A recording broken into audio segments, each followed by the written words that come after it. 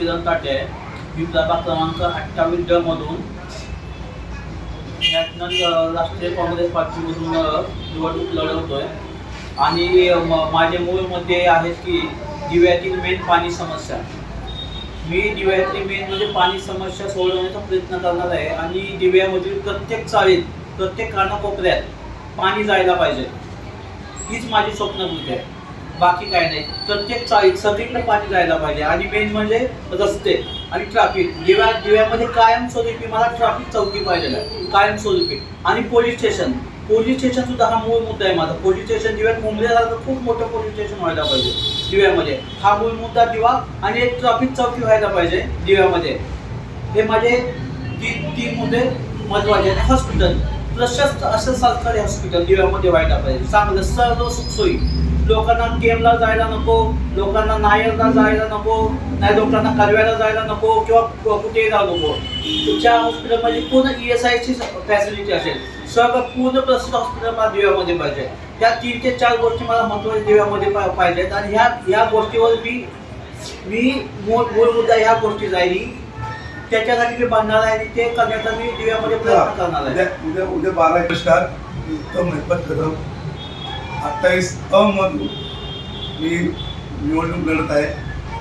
माझा मुद्दा एवढा आहे का मी आता प्रत्येक वाडामध्ये जाऊन हेल्मेट वाटायला गेलो. त्यावेळी तिथे मी बघितलं जे काही नाले बिले तुंबलेले, घाण सगळे वाडामध्ये.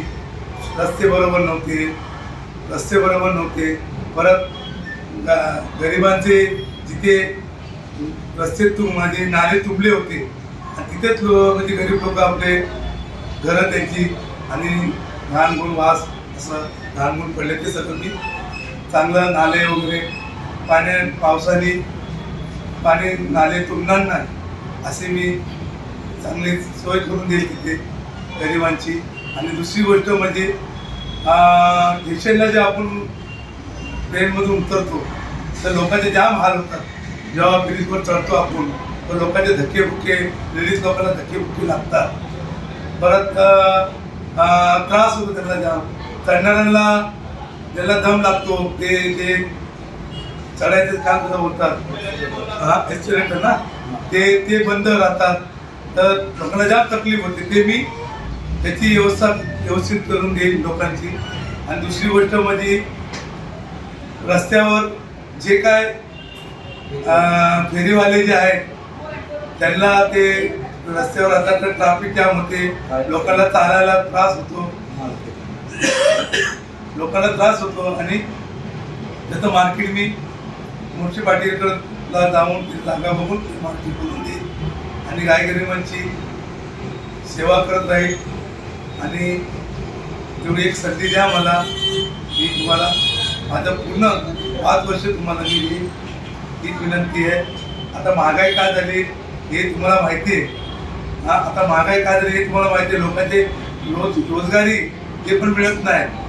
म्हणून आता तरी डोळे उघडा आणि काँग्रेस पार्टीला आणा. तुमची सगळे सुखसुविधा मी करून देईन.